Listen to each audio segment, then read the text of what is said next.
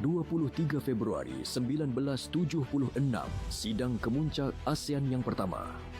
Pada hari ini dalam tahun 1976, sidang kemuncak Persatuan Negara-Negara Asia Tenggara ASEAN yang pertama diadakan di Bali, Indonesia. Sidang kemuncak yang dirasmikan oleh Suharto, Presiden Indonesia, disertai oleh 5 negara ASEAN iaitu Malaysia, Indonesia, Singapura, Filipina dan Thailand. Setiap negara ini diwakili oleh Perdana Menteri atau Presiden masing-masing. Pada persidangan ini, semua ketua negara memeterai Perisytiharan Persahabatan ASEAN atau juga dikenali sebagai Perisytiharan Bali.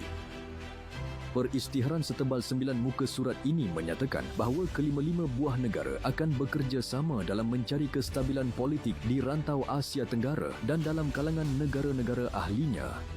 Ini termasuk menghapuskan ancaman-ancaman subversif yang semakin menular. Perisytiharan Kerukunan ASEAN juga berjaya dimeterai antara kesemua negara. Para menteri luar ASEAN turut menandatangani perjanjian bagi menubuhkan sebuah sekretariat ASEAN.